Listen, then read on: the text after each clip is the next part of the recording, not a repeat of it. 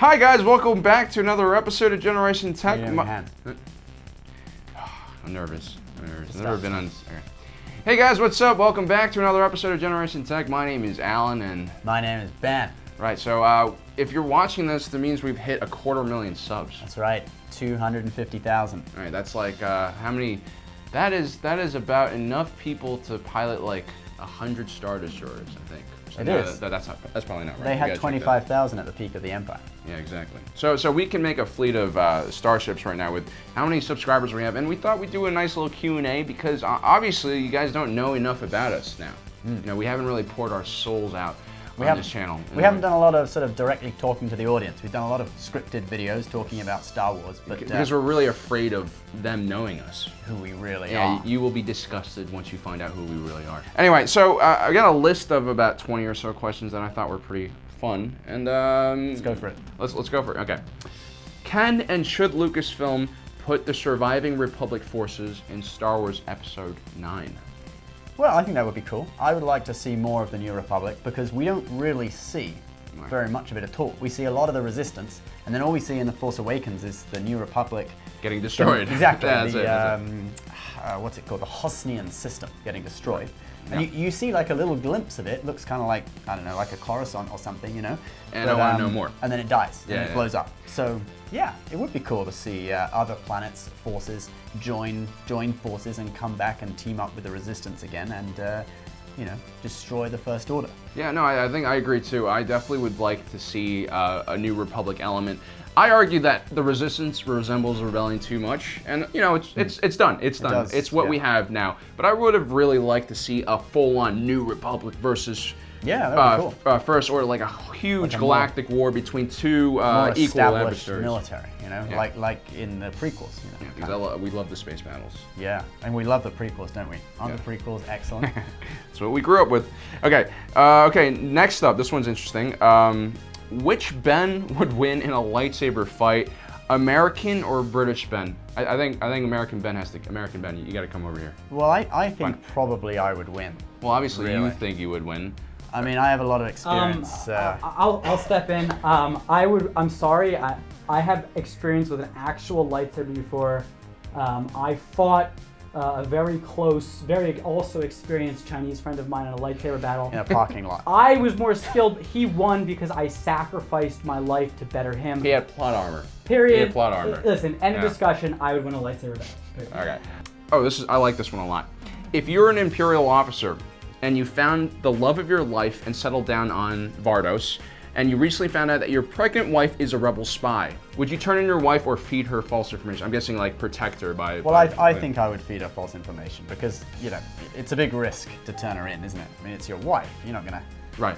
You know, you're not going to do that. You would betray the Empire. You betray the Empire, but also you betray your wife. So you'd have to make the best of a bad situation by just sort of feeding her false information. Right. She stays loyal to you and you protect her. And, you know, then the Empire's happy because they're getting one up on the rebellion because you're feeding her false information, and it's all good. This is all if you are in a happy marriage. Am I right? Yeah. Well, if you were in an unhappy marriage, then... You might see it could be a good way. It could be a good way for divorce. It'd be like, hey, she's a rebel spy. You know, not my fault. You know, I can't do anything about that. I'd take care of my wife, Alan. Even if she was a rebel spy, you know, I would still be looking out for her and taking care of her. If I loved the girl, of course I would take care of her. If I didn't, she's your wife. If I married her, But if I didn't, I can see. I'm just playing devil's advocate here. I could see it as a good way to get rid of someone. As messed up as that sounds. Okay. Okay. This next one is two questions. Would you like to hear the teachings of our Lord and Savior, Lord Vader? Okay. No, I don't think I would. I mean, for laughs, maybe. Yeah, I mean, I'd love to pick his brain apart, but like, I would like to have a force barrier between. Yeah, I mean, I'd be scared sitting there. I don't think I'd agree with most of the stuff he said. I mean, he kills too many people on a whim. But more importantly. Which side of the Force does Generation Tech team believe in? Jediism, Sithism, or Greyism? Well, we make a lot of jokes about the dark side and stuff, but I think, you know, we definitely would be supporting the light side, wouldn't we? I mean, you're the light side. Of course I am. So you're a Jedi. I would support more of a gray side. Really? I think that there's a lot of Jedi propaganda that basically makes it good and evil. And I think Jediism has definitely. I would rather hang out with a Jedi rather than the Sith. Yeah, I mean, obviously. But I think hanging out with a Sith would suck. I mean, they're all just like ridiculously ugly, decrepit, sort of. That is true, but I really, if you look at the ideologies of these two organizations, one side is more about emotion and passion. One side's about detaching yourself from emotion and passion, right? I mean, Jedi's kind of have no attachments to anything, and I think. Well, the Sith's not so much about emotion and passion; it's more about fear and hate, which are emotions and passions. Well, I guess so. And I just think it's negative. I think a middle ground is easier. Okay. Let's see. What do we got next? Ooh, this is a good one. I really like this. If you would pick any Star Wars faction to lead, which one would it be and why? Well, I would be the Empire. Okay. And I think I would be the Empire, but I would inherit it, and then I would sort of turn it around, you know? Okay. Because you've got the power structure there, so basically you can do whatever you want. Right. And I would make it good again. You're the compassionate dictator. Yeah. Yeah, exactly. Compassionate dictator. I would bring order to the galaxy, but in a good way, you know? Everything would be great. We would have good human rights, you know, we wouldn't be abusing people, and you know, we would have a wonderful, prosperous time. We'd lower taxes. We would encourage trade, etc. Okay, that's interesting. I mean, you are an Imperial. You're the axe and everything. I love it. I joke about it, but you are. We do have a history of imperialism. Yeah. Yes. For me, surprisingly enough, I would actually probably lead like the Smugglers Alliance. Oh, really? Because like I'm very like a neutral kind of individual. You're a bit of a sketchy kind of guy. I'm a sketchy kind of guy. I think I'm good intentioned. I'm not a bad person, but generally I think that Empire, Republic, they're all gonna just keep on killing each other. The Jedi and Sith. I'm gonna remain neutral and make a profit in the margins. And I think I have the most fun leading a Smuggler Alliance. That's okay. Kind of what I'm into. Okay, so our next question is Solo. What up with it? Well, I thought it was a good film. Okay. Good, you know, like almost great, but there were a few things about it that annoyed me. Yeah. But I think the big thing is that a lot of people saw The Last Jedi, didn't like it, and then they boycotted Solo. You know, a lot of the core fans of Star Wars. I think on top of that, you also have the marketing was non-existent, which is really weird, and you also had it was 5 months after another Star Wars movie. And it was also wedged in between several Marvel movies. Yeah, I don't think the 5 months after another Star Wars movie really would affect it that much, because Rogue One was also like a period of time after, you know, JJ. It was still a year though. It was a year. What was it called? The Force Awakens. Yeah, it was a year after though. Yeah, but you know, I think a lot of the hardcore fans really wanted to know Han's backstory. Sure. You know, like I was really excited about it. And it was the one film. Good. It was the one film that I felt like was specifically for hardcore fans. Yeah. I thought it was a genuine Star Wars film. It was simple, to the point. Star Wars. It's a shame that all this controversy surrounding the Disney universe. I liked it more than Rogue One, I think. You liked it more than Rogue One? Yeah, I think my favorite is Force Awakens, Han Solo, Rogue One, and then. Well, I think Han Solo is a better Star Wars film. Rogue One is a war drama set in Star Wars. You know what I mean? That's how I see it. It's a different. It's a very specific genre part film. Of this series. Yeah, but like it's not. It doesn't stay true to the Star Wars formula as well, which I don't think is a problem. I really like both movies. So how did you, British Ben, American Ben, all meet?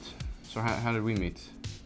Well, we used to work together in our previous company, where we used to shoot ads for 7-Eleven, a variety of different companies.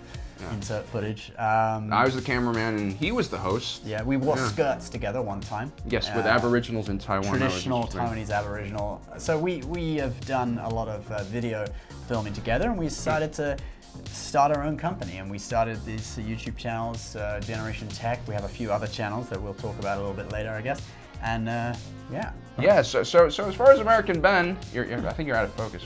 American Ben, we've known each other since childhood. So 20 years now. Yeah, 20 years. So yeah, and then I guess we've always wanted to do some projects together. And we don't really work on Generation Tech that much. We do more like Generation Films, which is our other channel. Spin-off. Yeah. One interesting fact about both Bens is both their names are Ben, and their last names are shrubbery related, right? Hedges. Yeah. Or vegetation, Hedges and Sweetwood.